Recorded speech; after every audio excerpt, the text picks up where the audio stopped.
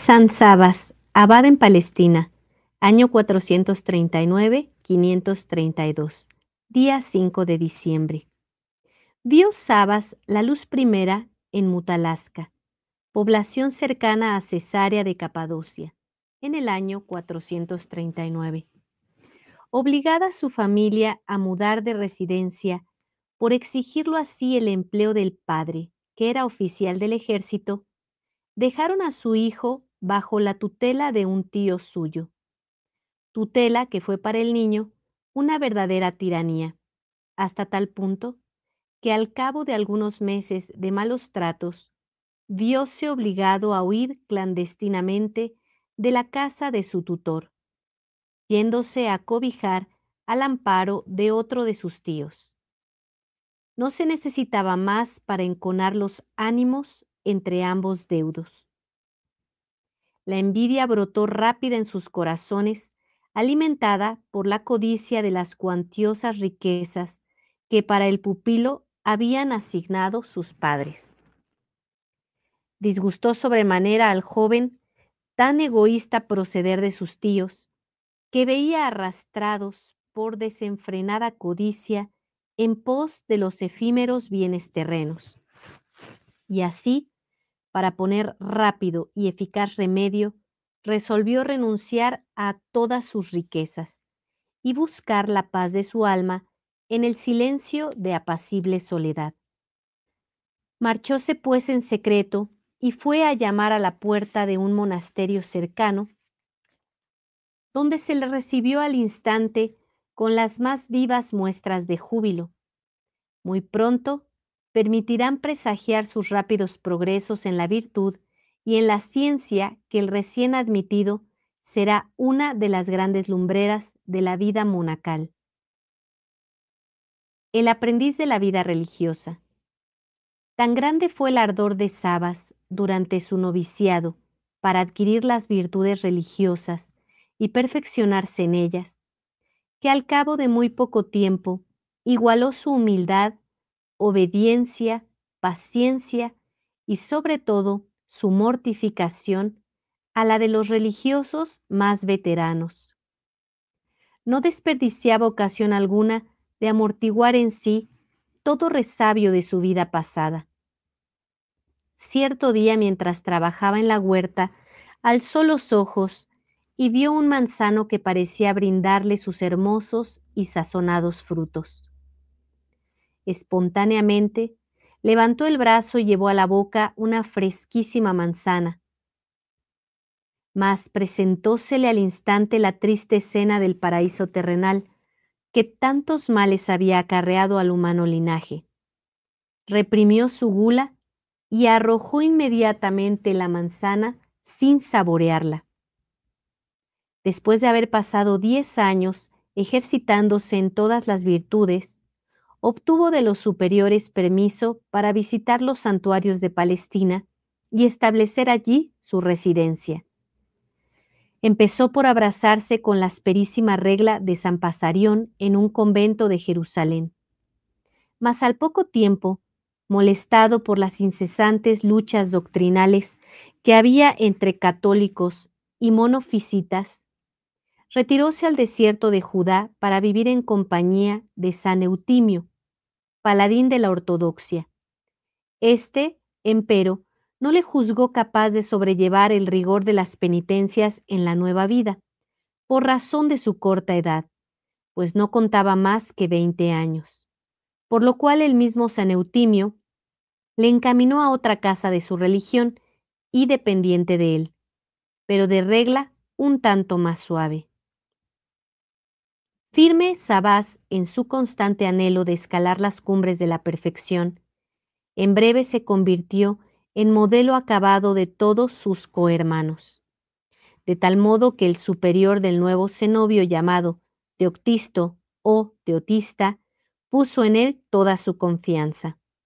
Aconteció que uno de sus religiosos tuvo que trasladarse a Alejandría, llamado por urgentes y graves intereses. Eligió Teoctisto a Sabas para que acompañase a dicho religioso por entre los peligros del mundo, donde también a él le esperaba una dura prueba. Recorriendo cierto día las calles de la gran urbe, hallóse frente a frente con sus padres, los cuales, a pesar de los cambios que en su hijo habían operado 20 años de vida monástica, al instante le reconocieron.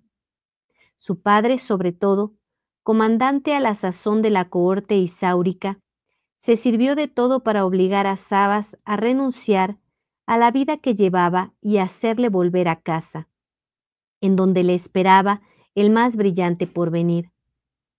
Mas nada consiguieron las súplicas, las lágrimas, ni las amenazas de sus padres. Estaba decidido a hollar todas las riquezas, honores y placeres por seguir su vocación.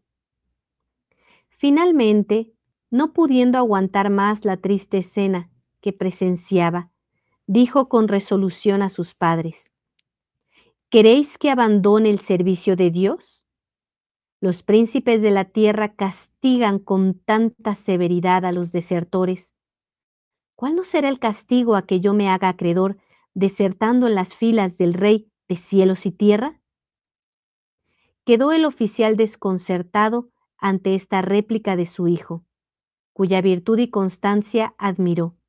Permitióle, pues, seguir el llamamiento de Dios, encomendándose de todo corazón a sus oraciones. Permaneció Sabas bajo la dirección de San Teoctisto hasta los 30 años. Después, atormentado de continuo por la idea de aspirar a vida más perfecta, suplicó a San Eutimio que le permitiese retirarse a un desierto próximo para pasar allí la vida sin más compañía que Dios y las fieras del monte. En aquel escabroso lugar, considerando como perdido todo el tiempo pasado, principió la más austera penitencia, de cuyos rigores no son siquiera leve sombra los precedentes. Sepultado en una reducida gruta, pasaba 5 días de la semana en oración y trabajos manuales continuos. Cada día confeccionaba 10 canastillas y el sábado llevaba las 50 al monasterio, donde pasaba el resto del día y todo el domingo en compañía de sus hermanos. Por la tarde tomaba los ramos de palmera necesarios para la tarea de la semana y se volvía a su gruta a continuar su tan monótona como austera y santa vida. Desde entonces empezó San Eutimio a llamar a Sabas el joven anciano y a tomarle por testigo y compañero de sus austeridades. Fundación de la Laura de San Sabas. Después de la muerte de Eutimio, volvióse Sabas al desierto y eligió por residencia una colina coronada por una fortaleza ya derruida. En este tiempo tuvo que resistir las más encarnizadas acometidas del enemigo infernal. Divisó desde allí el torrente Cedrón, que se desliza rápido hacia el mar muerto, formando su encajonado lecho una pintoresca garganta en aquellos parajes. Allá se encaminó sin tardanza e instalóse en una cueva, verdadero mirador, que domina la orilla izquierda del torrente. Iba por sus provisiones de boca a 2 leguas de distancia, y para subirlas hasta la caverna había atado una cuerda con nudos a una de las piedras de la misma y le servía como de rampa. En esta espantosa soledad fue descubierto y atrajo la muchedumbre, ávida de gozar del sublime espectáculo de tanta santidad. No podía él, por otra parte, negar a aquellas almas generosas los tesoros de sabiduría que había recibido del cielo. Tan rápidamente crecía el número de sus discípulos, que al cabo de 5 años tuvieron que trasladarse a la orilla derecha del Cedrón y diseminarse por las numerosas grutas que bordean al torrente. Transformó en iglesia una vasta caverna cuya distribución interna semejaba a una cruz. Un pasadizo secreto ponía en comunicación la capilla con la torre. construida encima para servir de defensa a la entrada. Venía a celebrar los sagrados misterios un sacerdote de las cercanías, pues era tan alto el concepto que Sabas tenía del sacerdocio, que se juzgaba indigno de recibirlo. Iba en aumento de día en día el número de anacoretas que vivían bajo su dirección, en tal forma que ya contaban con 150 celdas, es decir, covachuelas abiertas a ambas orillas del torrente, y ojalá hubieran sido tan santos como numerosos. Pero muchos de ellos no llegaban por desgracia a religiosos fervorosos. Quien encontraba demasiado exagerada su rigurosa austeridad y quien tildaba de sobrada simplicidad y hasta de ignorancia la profunda humildad del santo, que le había impedido recibir las sagradas órdenes. Quejáronse de mancomún al patriarca de Jerusalén, suplicándole que les diese otro superior menos severo y más experto. El patriarca Salustio, que no desconocía los méritos y la santidad de Sabas, simuló acceder a sus reclamaciones y ordenó al santo que se trasladase a Jerusalén con sus religiosos para tener con él una entrevista. Ignorante de lo sucedido, el siervo de Dios encaminóse a la ciudad santa al frente de su comunidad. En extremo satisfechos iban los religiosos por el camino, pues no había quien no diese por segura la deposición de Sabas. Pero no salieron de su asombro al ver que el patriarca le confirió en presencia de todos las órdenes menores, y más aún cuando vieron que acto seguido le ordenó de sacerdote. Terminada la ceremonia, habló a la comunidad y dijo: «Aquí tenéis a vuestro Padre y Superior, elegido no por voluntad de los hombres, sino del mismo Dios. Al conferirle este sagrado ministerio, no hemos hecho más que secundar las inspiraciones del Espíritu Santo». Acompañóle Salustio a su monasterio y consagró la iglesia que el fundador había construido. Ejemplos edificantes de su vida. Al propio tiempo que el patriarca Salustio confiaba a su amigo San Teodosio el cuidado de cuantos religiosos vivían en comunidad, nombraba a San Sabas superior general de todos los anacoretas y solitarios de su diócesis. Sirvióse Dios a menudo de la estrecha amistad y concordia de estos dos santos para templar y moderar el excesivo personalismo que pudiera infiltrarse en su dirección. Sucedía alguna vez que un cenobita culpable era severamente reprendido o despachado por San Teodosio. Entonces acudía a San Sabas, el cual, después de afearle sus culpas e imponerle la penitencia que juzgaba por conveniente, se lo remitía ya del todo enmendado. Lo mismo hacía San Teodosio con los anacoretas, y así ambos santos trabajaban de común acuerdo en la santificación de las almas.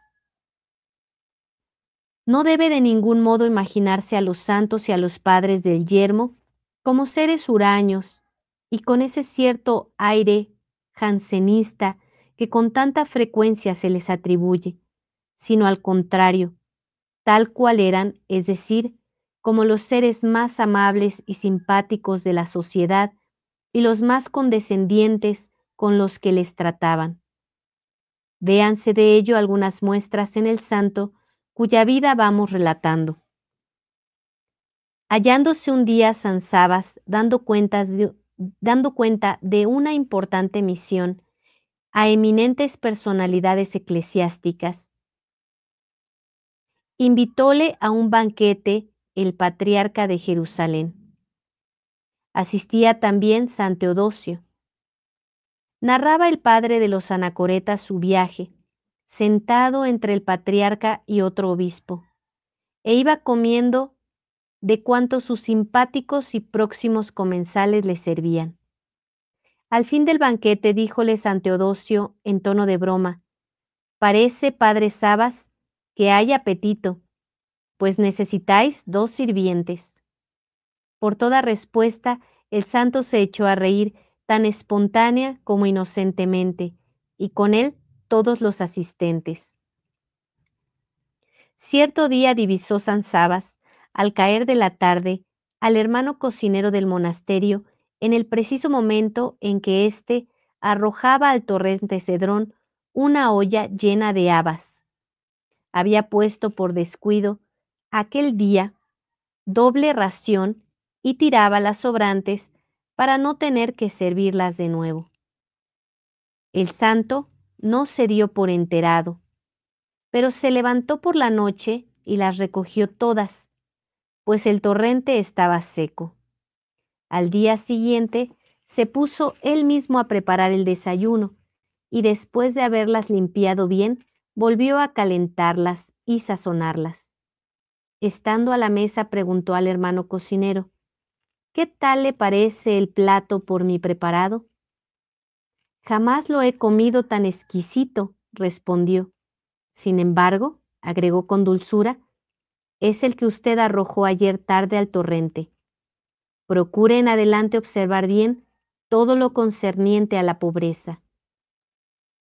En cierta ocasión, llegó el monasterio a carecer de pan hasta para celebrar el santo sacrificio.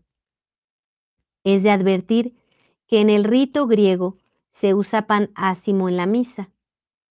Dirige el santo a Dios una fervorosa plegaria y acto seguido envía a Jerusalén todas sus caballerías, las cuales al poco rato vuelven cargadas de víveres sin que todo ello le haya costado un solo céntimo. Construcción de monasterios, el destierro, repatriación. El creciente número de almas fervorosas que se iban reuniendo en torno suyo obligó a San Sabas a levantar nuevos monasterios, llegando a fundar así, en cierto modo, una numerosa congregación. Fue, como otros muchos superiores de órdenes religiosas, un gran constructor de edificios, quizá el mayor que se haya conocido en Palestina. Fue también muy afortunado en sus empresas, no solo por sus excelentes dotes personales, sino por las cuantiosas limosnas que para ello recibía. Cerca de 1000 religiosos estaban bajo su dependencia inmediata, o de los superiores por él nombrados. Esto nos dice cómo serían sus dotes administrativas y el peso de la responsabilidad de su cargo. Pero un exiguo grupo de religiosos de ideas un tanto avanzadas quisieron sacudir la autoridad de San Sabas, que desde algún tiempo soportaban con disgusto, y se mancomunaron para restarle autoridad y ver si de este modo conseguían que otros anacoretas abandonasen al santo. Tan decididos estaban a salir con su intento, que ya ni les hacía mella el temor de ser despedidos de la religión, a cuyo fundador tan descaradamente denigraban. Enterado San Sabas de sus solapadas estratagemas, alejóse del lugar espontáneamente exclamando: «Hay que combatir contra los demonios y no pelear con los hombres». Retiróse pues a la región de Transjordania, a un lugar cercano al río Gádara. Fijó allí su morada en una cueva, donde quedó sumido en profundo sueño, semi-agonizante por el extremado cansancio. Era aquella cueva la guarida de un león que no tardó mucho en regresar a ella. Al ver dormido al inesperado huésped, tiróle blandamente del ribete de su túnica, como rogándole que le hiciera sitio, que saliese de su madriguera. Despertóse el santo tranquilamente, sin el menor sobresalto a la vista de la fiera, y empezó a entonar himnos en alabanza del Criador. Respetando el león la oración del religioso, salió en silencio de la cueva y esperó a la puerta a que el santo terminase. Pero como la oración se prolongara demasiado, volvió a entrar la fiera de nuevo y a dar las mismas señales tirándole mansamente de la túnica. Volvióse hacia el león Sabas y le dijo con dulzura: «En la gruta hay cabida para ambos, y juntos podemos vivir aquí. Pero si te molesta mi compañía, búscate otra guarida, pues yo he sido creado a imagen y semejanza de Dios, y por tanto, a ti te corresponde cederme el sitio». Entendiendo la fiera la observación de Sabas, le cedió toda su guarida y se fue en busca de otra. A la vuelta de varios años, como los monjes rebeldes no se hubieran enmendado, sino al contrario, estaban más envalentonados por haber hecho algunos prosélitos, determinó Sabas volver a Jerusalén para asistir a las fiestas de la dedicación del Santo Sepulcro. Ya habían divulgado el rumor los rebeldes de que su superior había sido devorado por un león, y habían suplicado encarecidamente al patriarca que les nombrase otro en su lugar. El prelado les contestó tranquilizándolos y ordenándoles al mismo tiempo que saliesen de la Laura, si estaban decididos a mantener la rebeldía contra su fundador. Así fue, porque al dar el mismo Sabas pública lectura de la carta patriarcal, se retiraron, negándole obediencia, unos 60 monjes. Andando el tiempo y conmovidos por los paternales consejos de su superior, entraron de nuevo por el camino del deber, arrepentidos y determinados a enmendarse. Luchas en pro de la ortodoxia. Hasta aquí no hemos considerado en Sabas más que el aspecto religioso. Vámosle a considerar ahora en su actividad social externa. Una vez nombrado por el patriarca de Jerusalén, superior de todos los eremitas de Palestina, elevó de acuerdo con su amigo San Teodosio una petición al emperador Anastasio I y acto seguido se encaminó a Constantinopla para lograr la abolición de los gravámenes que la codicia romana les había impuesto, o al menos su reparto equitativo. Cúpole la honra de llevar a feliz término su gestión.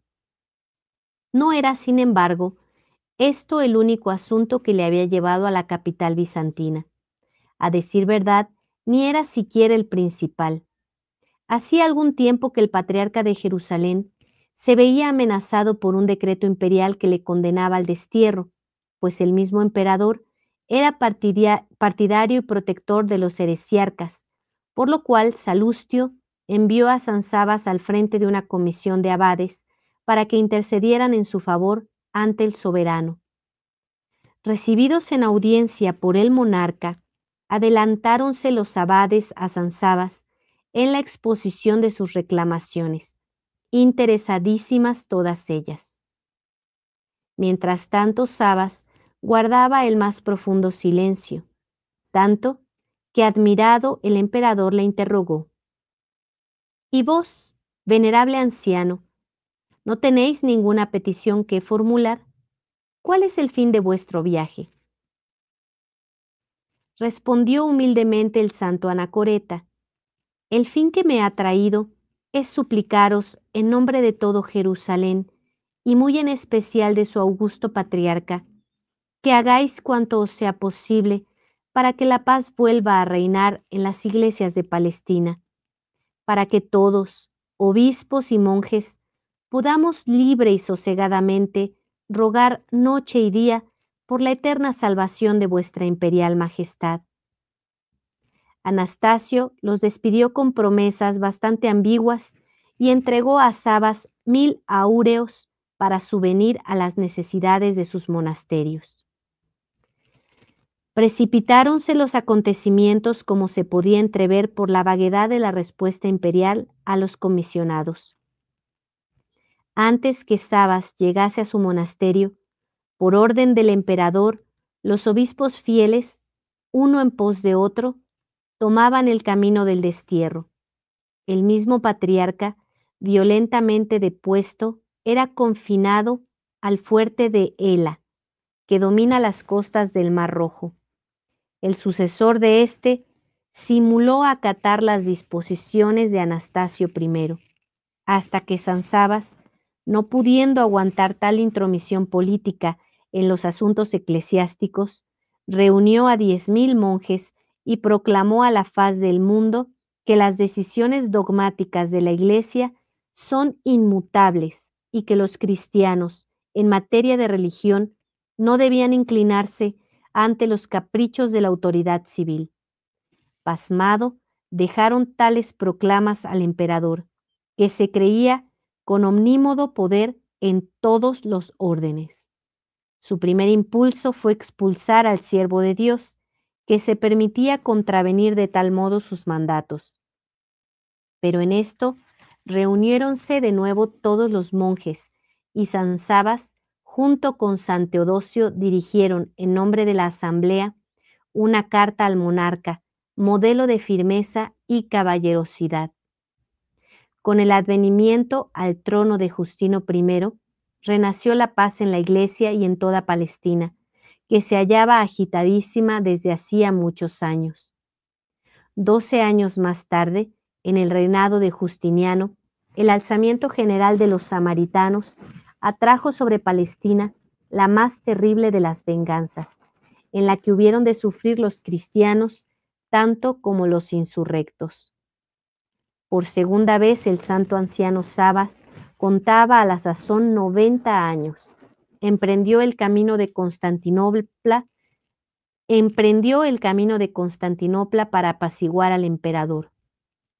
Este le recibió con el mayor cariño y deferencia, y le obligó a que le bendijese a él juntamente con su augusta esposa. Después le concedió mucho más de lo que se había atrevido a pedir. Plácida muerte.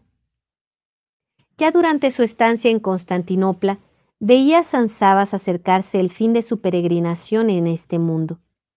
Así es que tan pronto como hubo despachado los asuntos que a la capital le habían llevado, apresuró su vuelta al monasterio.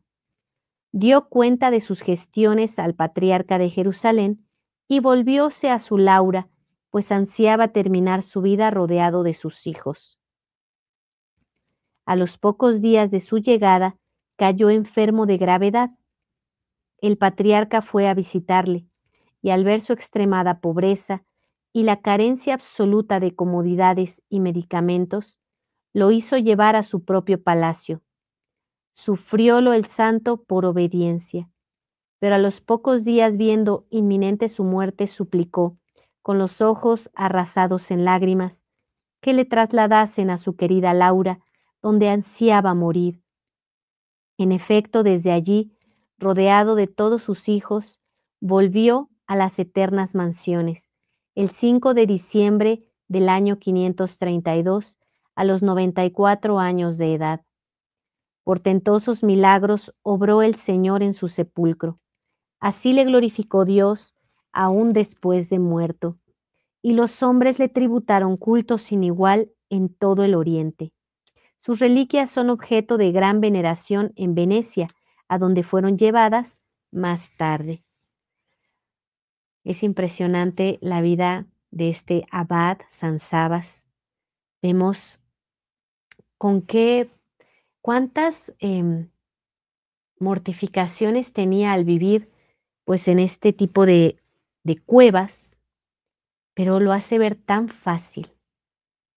Es tanto el amor que tiene por nuestro Señor Jesucristo, que seguramente era una dulzura estar allí, que en los momentos de su muerte suplica con lágrimas que lo devuelvan ahí, a esa Laura, con todos sus hijos. Es en verdad enternecedor al mismo tiempo que vemos su fortaleza. Sabemos que era firme, ¿verdad? Él se atreve a hacer esto de ir a luchar, porque él sabe que quienes tienen eh, la decisión sobre la iglesia, pues son los religiosos, no los civiles. Y él sabe enfrentarse cuando debe de hacerlo y también cuando no debe de hacerlo, como es el caso de sus hijos espirituales rebeldes que le hacen la guerra, que no quieren pues tenerlo de padre, de superior, y entonces él decide retirarse, no se queda allí eh, confrontándolos, sino que él sabe cuándo debe de confrontar y cuándo no debe de hacerlo. Y bueno, es impresionante el caso del león, por eso es que aquí en la portada se ha colocado un león, para que recordemos a San Sabas cómo se sometía la naturaleza a él, cómo era capaz de reconocer la gracia divina que Dios había puesto en él. Con este león que tiernamente, como si fuera un perrito, ¿no? Va y con su manita le suplica, con su garra le suplica, ¿no? Que lo deje estar allí, ¿no? Que se quiere acostar allí. Y bueno, San Sabas hace lo suyo, está rezando. Y bueno, ante la insistencia de León, él le dice claramente que si quiere puede estar ahí, pero que él va a estar allí, ¿no? Y que bueno, le corresponde a él quedarse, puesto que es imagen y semejanza de Dios y es superior a él. Imagínate el tamaño de ese león, ¿no? Las toneladas que pesa, ¿no? El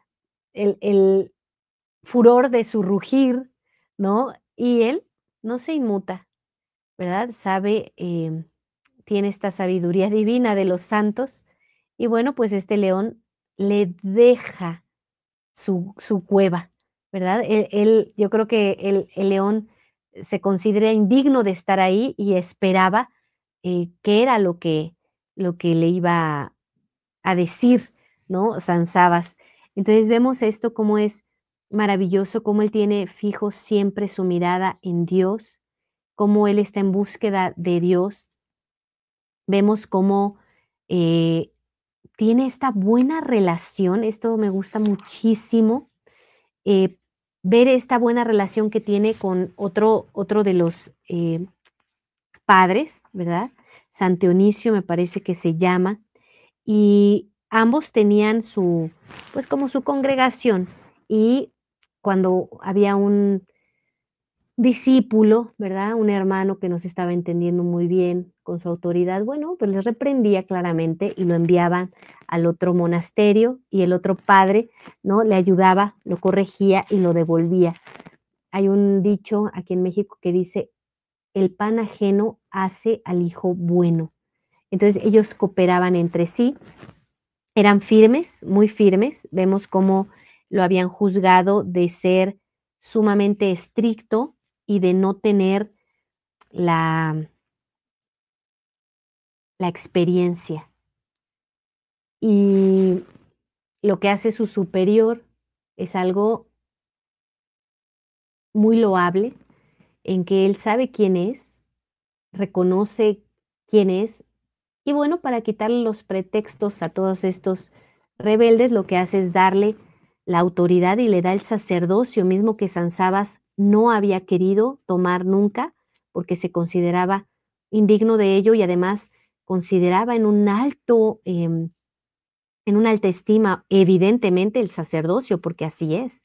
Entonces él ni siquiera lo quiso tener hasta que su superior consideró que él debía de tenerlo y en lugar de atender a las a los caprichos, a los berrinches de estos rebeldes, lo que le dio fue un mayor cargo y le reconoció ante todos que él era una verdadera autoridad y obviamente ese reconocimiento vino directamente de Dios, directamente del Espíritu Santo, como aquí nos lo señala, y bueno, su superior lo supo reconocer.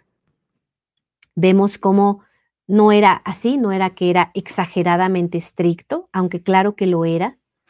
Eh, Tampoco era que no tuviera experiencia, nada más que él era sencillo, no necesitaba de cargos eh, para que él desempeñara lo que él sabía que Dios le había dado y que bueno, cuando se lo quita también él sabía decir, bueno, yo me retiro si ellos no quieren reconocer y eh, Esto habla de su sencillez, habla de su humildad, habla de que sus ojos estaban puestos en Dios, sabía quién era él, quién era Dios, y también sabía reconocer que Sansabas, como él no se veía como el santo que era, porque sabía que es nada ante los ojos de Dios. Entonces, él podía mirar fácilmente y hacer esta distinción, por eso es que él no discutía su autoridad, pero sus superiores siempre se la dieron. Y vemos cómo, pues, eran calumnias, porque él era alegre, ¿no? Comía cuando le habían invitado, ¿no?, a algún evento, pero él sabía perfectamente vivir en una austeridad, pero también sabía, como lo dice San Pablo, vivir, digamos que en la comodidad cuando le es dada por Dios y también cuando le era, retirada. San Sabas sabía vivir con ese lujo cuando le era invitado y él sabía discernir que era Dios quien lo quería así, y también sabía reconocer cuando la autoridad también venía de Dios. No, a él no le movía nada en su alma, nada en su corazón, poder comer bien un día, ¿sí? Y estar también alegre, como poder vivir alegremente en la austeridad. Hoy San Sabas nos enseña muchísimo, le damos gracias y pedimos su intercesión por nosotros para que sepamos vivir como Él, para que los religiosos sepamos aceptar las mortificaciones que Dios nos envía y que no nos sirvamos de, de nuestra posición, pues para nosotros darnos ninguna comodidad, sino solamente para lo que es designado para Dios. San Sabas, ruega por nosotros y por el clero. En el nombre del Padre, y del Hijo, y del Espíritu Santo. Amén.